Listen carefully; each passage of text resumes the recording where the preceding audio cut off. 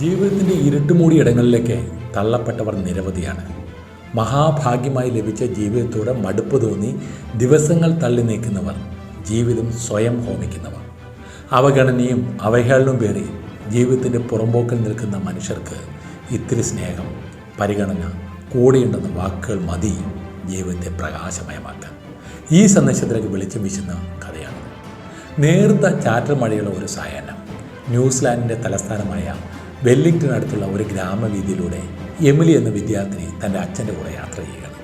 Shopping കഴിഞ്ഞ് വീട്ടിലേക്ക് മടങ്ങുകയാണ് അവർ. Shopping മാളിൽ നിന്ന് ഇറങ്ങുമ്പോൾ കനത്ത മഴയായിരുന്നു. ഇപ്പോൾ അല്പം ശമനം വന്നിട്ടുണ്ട്. കാർ ഹൈവേ വിട്ട് ഗ്രാമവീതിയിലേക്ക് കടന്നു. കുറച്ചു ദൂരം മുന്നോട്ട് നീങ്ങിയപ്പോൾ ഒരു കൊച്ചു കുടിൽ നിന്നുള്ള വെളിച്ചം എമിലിയുടെ ശ്രദ്ധയിൽപ്പെട്ടു. അവൾ അച്ഛനോട് പറഞ്ഞു, അച്ഛാ, ഇവിടെ നിർത്താമോ? എൻ്റെ പ്രൊജക്റ്റ് ഞാനൊന്ന് മുഴുവനാക്കട്ടെ. സ്കൂളിൽ നിന്ന് കൊടുത്ത ഒരു പ്രൊജക്റ്റ് ചെയ്യാനാണ് അവൾ അച്ഛനോടൊപ്പം ഷോപ്പിങ്ങിന് ഇറങ്ങിയിട്ടുള്ളത്.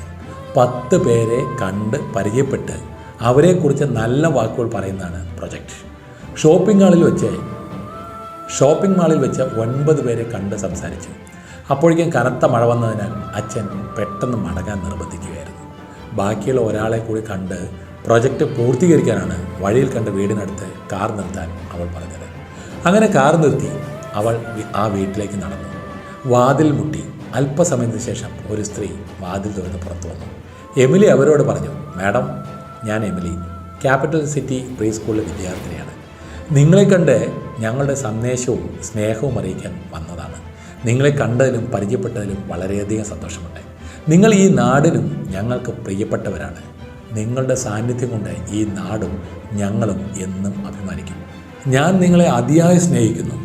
ഇത്രയും ആ സ്ത്രീയോട് എമിലി പറഞ്ഞു. അതായിരുന്നു അവളുടെ പ്രൊജക്റ്റിൻ്റെ ഭാഗമായിട്ട് സംഭാഷണം നടത്താൻ ഉണ്ടായിരുന്നത്. പെൺകുട്ടിയുടെ വാക്കുകൾ കേട്ട ആ സ്ത്രീയുടെ ഭാവം പെട്ടെന്ന് മാറി. അവരവളെ ചേർത്ത് പിടിച്ച് പൊട്ടിക്കരഞ്ഞു. എമിലിക്കൊന്നും മനസ്സിലായില്ല. പുറത്ത് റോഡരികൾ കാത്തുനിന്ന അച്ഛൻ അവൾ തിരിച്ചു വരുന്നത് കാണാതെ ആ വീട്ടിലേക്ക് കയറി ചെന്നു. അവിടെ കണ്ട കാഴ്ച അയാളെ സ്തബ്ധനാക്കി. എമിലിയെ ചേർത്ത് പിടിച്ച ഒരു സ്ത്രീ പൊട്ടിക്കരഞ്ഞു. അയാൾ ചോദിച്ചു, മാഡം, എന്താണ് കരയുന്നത്? എൻ്റെ മകൾ വല്ല അവിവേകവും കാണിച്ചോ? സ്കൂളിൽ നിന്നുള്ള ഒരു പ്രൊജക്റ്റിൻ്റെ ഭാഗമായിട്ടാണ് അവൾ നിങ്ങളെ സന്ദർശിച്ചത്. ആ സ്ത്രീ പറഞ്ഞു, ഒരു അവിവേകവും ചെയ്തിട്ടില്ല. മറിച്ച് എനിക്കവൾ പുതിയൊരു ജന്മം നൽകുകയായിരുന്നു.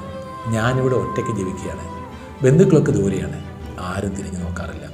അങ്ങനെ ജീവിതത്തോട് നിരാശ ബാധിച്ച് ജീവനൊടുക്കാൻ തീരുമാനിച്ചു. വിഷം കുടിക്കാൻ തയ്യാറായി നിൽക്കുമ്പോഴാണ് അങ്ങയുടെ മകൾ വാതിലിൽ മുട്ടിയത്.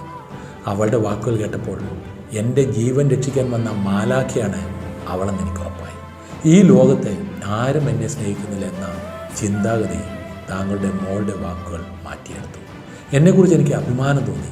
ജീവൻ ഒടുക്കാൻ തീരുമാനിച്ച നിമിഷത്തെ ഞാൻ വെറുത്തു. എനിക്ക് പുതിയൊരു കാഴ്ചപ്പാടും പ്രചോദനവും അങ്ങയുടെ മകളിൽ നിന്ന് ലഭിച്ചു. അതുകൊണ്ടാണ് ഞാൻ പൊട്ടിക്കരഞ്ഞത്. എമിലിയും അച്ഛനും ആ സ്ത്രീയോടെ കുറേ നേരം സംസാരിച്ച ശേഷം വീട്ടിലേക്ക് മടങ്ങി. ഒരാളെ സഹായിക്കാൻ സമ്പത്ത് തന്നെ വേണമെന്നില്ല. മറ്റൊരാളുടെ മുഖത്ത് നോക്കി പുഞ്ചിരിക്കുന്നതും ദാനമാണെന്ന് പ്രവാചകൻ മുഹമ്മദ് നബി പറഞ്ഞതായി കാണാം.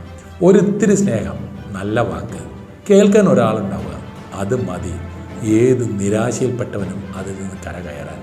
സ്വയം കണ്ടെത്താനുള്ള ഏറ്റവും നല്ല മാർഗം മറ്റുള്ളവരെ സഹായിക്കുന്നതിനായി സ്വയം മുഴുകുക എന്നതാണ്. ഈ കഥയുടെ സന്ദേശം ഇഷ്ടപ്പെട്ട് കാണുമെന്ന വിശ്വാസത്താൽ ഈ വീഡിയോ അവസാനിപ്പിക്കുന്നു. വീണ്ടും അടുത്തൊരു വീഡിയോയുമായി വരുന്നവരെ this is Sudheer Menon, signing off.